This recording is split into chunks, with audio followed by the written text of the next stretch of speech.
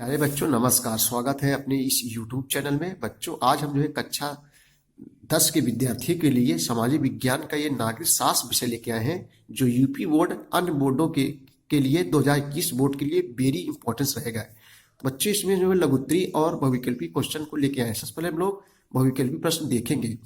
पहला क्वेश्चन है बच्चों, देखेंगे हम लोग, भारतीय संविधान की 8वीं अनुसूची में कितनी भाषाओं का समावेश किया गया है।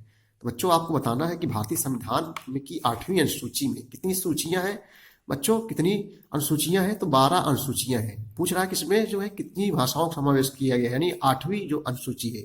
तो 8वीं सूची बच्चों जो है भाषा से संबंधित है, और इसमें जो है बच्चों 22 भाषाओं का समावेश किया गया है। कितनी भाषाओं बच्चों? 22 भाषाओं का समावेश किया गया है। नेक्स्ट क्वेश्चन देखेंगे कि निम्नलिखित में से किसमें महिलाओं के लिए आरक्षण सुनिश्चित किया गया। बच्चों, आरक्षण में होता है बच्चों छूट। होते कक्षा 10 के बच्चे की आरक्षण में क्या होता है? छूट होता है। यानी निम्नलिखित में से किसमें महिलाओं के लिए आरक्षण जो है सुनिश्चित किया गया है। तो बच्चों, आरक्षण 4 ऑप्शन आपके सामने ऐसे दिया जाएगा। पहला है विधानसभाओं में, कि लोकसभाओं में, कि राज्यसभाओं में, कि पंचायती राज संस्थाओं में। तो बच्चों, इसका सही जवाब हो जाएगा सी, हो जाएगा पंचायती राज संस्थाओं में। जो प्रधानी वगैरह चुनाव नहीं होता है गाँव में, वही है। पंचायती राज संस्थाओं में जो है महिलाओं के लिए आरक्षण यानी बच्चों छूट की व्यवस्था की गई है। अगला क्वेश्चन आपके सामने है कि भारत में पंचायती राज की स्थापना कब हुई थी। पूछ रहा है बच्चों कि भारत में पंचायती राज की स्थापना कब हुई थी। तो बच्चों, भारतीय पंचायती राज की जो स्थापना हुई थी 1992 ईस्वी में। कब हुई थी? 1992 ईस्वी में पंचायती राज की स्थापना हुई थी। अगला क्वेश्चन हम लोग देखेंगे कि भारत में कुल कितने संघीय राज्य हैं। नहीं बच्चों, जो है भारत में कुल कितने संघ शासित, संघीय में होता है जो केंद्र सरकार द्वारा होता है, अनुदान वगैरह केंद्र सरकार द्वारा दिया जाता है। नहीं बच्चों, भारत में कुल कितने संघीय राज्य हैं? तो संघीय राज्यों की संख्या जो है कुल बच्चों 8 है। कितनी है? 8 है। पहले केंद्र शासित प्रदेश 7 थे, लेकिन अभी हाल ही में जो है बढ़ गए। कुल मिला के टोटल जो है कितने हो गए हैं? 8 हो गए हैं। अगला क्वेश्चन है कि संविधान में उल्लिखित 3 सूचियों में निम्न में से कौन सा विषय समवर्ती सूची में शामिल है। ये 4 ऑप्शन आपके सामने हैं। संविधान में उल्लिखित 3 सूचियां बच्चों कौन है? संघ सूची, राज्य सूची और समवर्ती सूची। संघ सूची कानून केंद्र सरकार बनाता है, राज्य सूची राज्य सरकार, और समवर्ती सूची दोनों बनाते हैं। इनमें से कह रहा है कौन सा विषय समवर्ती सूची में शामिल है बच्चों। तो समवर्ती सूची, साथ समवर्ती सूची और साथ से शिक्षा। यही शिक्षा जो ऐसा विषय बच्चों, इसमें केंद्र सरकार और जो है राज्य सरकार दोनों मिलकर जो है कानून बनाते हैं। तो साथ से शिक्षा और साथ से समवर्ती। अगला क्वेश्चन बच्चों हम लोग देखेंगे, क्या कह रहा है कि ग्रामीण स्तर पर संचालित प्रशासन को क्या कहते हैं। तो ग्रामीण स्तर पर संचालित प्रशासन को बच्चों हम लोग स्थानीय प्रशासन कहते हैं। क्या कहते हैं? स्थानीय प्रशासन कहते हैं। चलिए बच्चों, हम लोग अगला क्वेश्चन देखेंगे। अगला क्वेश्चन क्या है कि प्रांतीय प्रशासन का संचालन कौन करता है। यानी जो है प्रांतीय मीन्स होता है राज्य में। प्रांतीय प्रशासन का संचालन कौन करता है? तो मुख्यमंत्री करता है। कौन करता है बच्चों? मुख्यमंत्री करता है। चलिए अगला क्वेश्चन है कि एकात्मक शासन व्यवस्था से क्या तात्पर्य है। तो यानी एकात्मक शासन व्यवस्था से क्या तात्पर्य पूछ रहा है कि एकात्मक शासन व्यवस्था से क्या तात्पर्य है। उत्तर देखेंगे हम लोग, उत्तर लिखेंगे हम लोग ऐसे कि एकात्मक शासन व्यवस्था में एक स्तरीय सरकार होती है और बाकी इकाइयां उसके क्या होती हैं?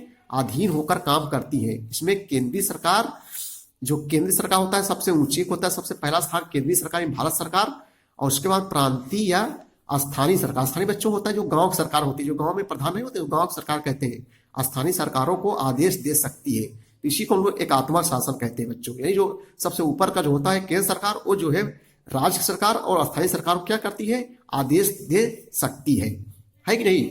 चलो अगला क्वेश्चन है कि गठबंधन की सरकार से क्या तात्पर्य। बहुत सरल है बच्चों, आप लोग 2 बार पढ़ेंगे एकदम क्लियर हो जाएगा। गठबंधन, देखो नाम से लग रहा है गठबंधन, यानी मिलकर जो है कि नहीं। तो एक से ज्यादा राजनीतिक पार्टियां, राजनीतिक दल बच्चे समझते होंगे, जैसे भाजपा है और बहुजन समाज पार्टी है और उसके बाद सपा है, सब गांव में सुनते होंगे आप लोग। तो एक से ज्यादा राजनीतिक पार्टी द्वारा साथ मिलकर बनाई गई सरकार को गठबंधन सरकार कहते हैं। कोई दिक्कत नहीं बच्चों। अगला क्वेश्चन है बच्चों, समवर्ती सूची क्या है। तो बच्चे अभी हमने बताया समवर्ती सूची, राज्य सूची, समवर्ती सूची, संघ सूची। 3 सूचियां है ना, तीनों पे अलग अलग सरकार कानून बनाती है। पूछ रहा है कि समवर्ती सूची क्या है।